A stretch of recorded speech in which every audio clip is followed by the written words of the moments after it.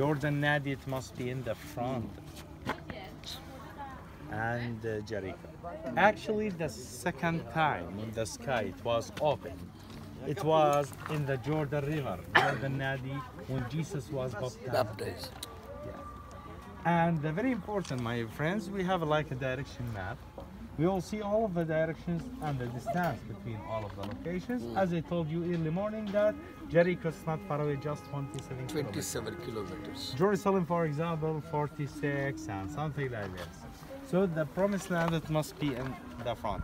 Some of the people, they're having a mistake. They say that that land, it's a promised land, it's the Holy Land. We call that land, it's a promised land. It's a Holy Land. Here, it's a Holy Land. But that one, because they promised. Okay? Yeah. The another important thing about Beit Shalasarqa, Moses stick with the poison snake. Yeah. By the way, they built it here in 1987. Okay. And the same symbol we find in the medicine and the pharmacy, because it's safe from different diseases, and the same stick with the poison. Okay. రండి matter చెప్తారండి. సంఖ్యాకాండంలో కొంతమంది ప్రజలు నాయకత్వానికి విరోధంగా, నడిపింపుకి విరోధంగా, మీరేనా నడిపించేది, మేము లేమా, నువ్వు మీ అన్నయ్యనా నడిపించేది, మీ అక్కేనా, మేము లేమా అని నాయకత్వానికి విరోధంగా కొంతమంది లేచి వెచ్చలవిడిగా మాట్లాడుతూ ఉన్నారు. ఈ రోజుల్లో కూడా నడిపింపుకి, నాయకత్వానికి కొంతమంది విరోధంగా లేచి దురాత్మ బట్టినోళ్ళు, స్వేచ్ఛగా విచ్చలవిడిగా ప్రవర్తించాలనుకున్న వాళ్ళు, మీరేనా నడిపించేది, మేము లేమా అని పుడింగిలు లేచినట్లు లేస్తూ ఉంటారు.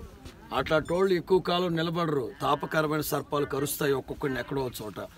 ఆ రోజుల్లో కూడా నువ్వేనా నడిపించేది, మేము లేవా, మీ అన్నైనా నడిపించేది, ఆరోజు మేము లేవా, మీ అక్కేనా మేము లేవా అని నాయకత్వానికి, నడిపింపుకి విరోధంగా కొంతమంది దురాత్మ బట్టినోళ్ళు దేవుని సంఘంలోనే లేచి చెడ్డ విరోధులు లేస్తే తాపకరమైన సర్పాలు వచ్చి వాళ్ళు కరిసాయి. కొంతమంది ఆల్రెడీ చచ్చారు.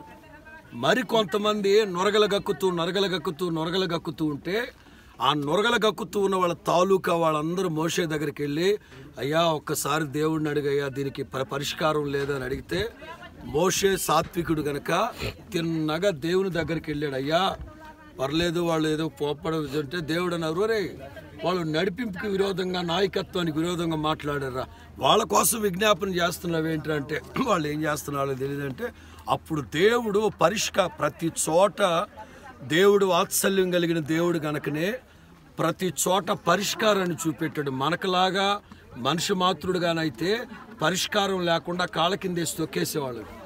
కృప కలిగిన దేవుడు, వాత్సల్యం కలిగిన దేవుడు గనక, కరుణా కటాక్షం కలిగిన వాడు గనక మోషేతో చెప్పాడు, ఇత్తడి సర్పాన్ని ఒకటి పైకెత్తు,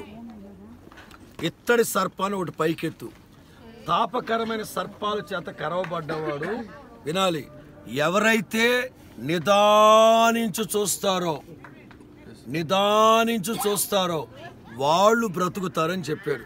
మోషే హడావుడిగా ఇత్తడి సర్పాన్ని చేసి పైకెత్తి, ఇదిగో తాపకరమైన సర్పాల చేత కరవబడి జీవన్మరణాల మధ్యలో కొట్టుబెట్టుతాడుతున్న ప్రజలారా, ఇదిగో మీకోసం, మీరు బ్రతకడం కోసం ఇదిగో ఇత్తడి సర్పం ఎత్తబడింది, ఎవరైతే నిదానించు చూస్తారో వాళ్ళు బ్రతుకుతారని చెప్తే కొంతమంది చచ్చారు. కొంతమంది ఓపిక చేసుకొని ఇలా చూస్తూ నొరగలు గక్కుతున్న కొంచెం మెడ గట్టి పెట్టుకున్న వాళ్ళు బతికి పట్టగట్టారు. 1987లో దీన్ని వేశారు. ఇక్కడ మెడికల్ సింబల్ కూడా ఇదే. అంటే ప్రతి సమస్యకి ఒక పరిష్కారం ఉంది, ఇది అన్నట్లుగా మెడికల్ సింబల్ కూడా ఇదే.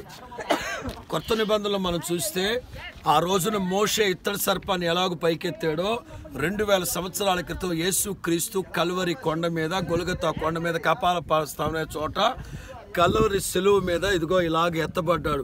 ఎవరైతే ఆయన వైపు చూస్తారో వాళ్ళు రక్షించబడతారు. కల్వరి సిలువలో వేలాడుతున్న ప్రభు అన్నారు, ఇదిగో బూదిగంత నివాసులారా, జాతి, కుల, మత, వర్గ, పేద, ధనిక, ప్రాంత, మిషన్ భేదం లేదు, బూదిగంత నివాసులారా నా వైపు చూచి రక్షణ పొందండి. ఎవరైతే కలువరి సిలువలో యేసయ్యను చూస్తారో, ఆ కలువరి దర్శనం గుండెల్లో ఉంటుందో వాళ్ళు రక్షించబడుదురుగాక. అప్పుడప్పుడు సాతానుగాడు కొంతమంది కలవరపరిచేవాళ్ళు, భ్రమపరిచేవాళ్ళు సిలువ వేయబడి క్రీస్తు దర్శనాన్ని చెడగొడతారు. అందుకే గలతీ పత్రికలో పౌలు అంటారు, అది మరొక సువార్త కాదు కానీ క్రీస్తు సువార్తను చెరపగోరారు కొంతమంది. సిలువ వేయబడినట్లుగా క్రీస్తు మీ ఎదుట ప్రదర్శింపబడుతూ ఉండలేదా? ఎవరి గుండెల్లో, ఎవరి మనోనేత్రాల్లో సిలువ వేయబడిన క్రీస్తు ప్రదర్శింపబడుతూ ఉంటారో మరలా వాళ్ళు పాపం వైపు, లోకం వైపు, శాపం వైపు వెళ్లకుండా ప్రభువులు అంటు కట్టబడతారనడానికి నిదర్శనంగా ఇదిగో ఈ సింబల్ ఇక్కడ పెట్టారు. ఇక్కడే మోషే, మనకు కొంచెం మబ్బులు పట్టింది కానీ ఇక్కడ నుంచి సరిగ్గా అరగంట ప్రయాణం వెళితే ఎరికో. ఈ మధ్యలోనే యోర్దాన్ నది, కొన్నిసార్లు అయితే యోర్దాన్ నది కూడా కనబడతా ఉంటుంది, ఆ ప్రక్కన మృత సముద్రం కనబడతా ఉంటుంది. ఇక్కడ నుంచి హెబ్రోన్ 65 కిలోమీటర్లు, ఇక్కడ నుంచి ఎరికో 27, యెరూషలేం 46 కిలోమీటర్లు. మోషే ఇక్కడ చనిపోయారు.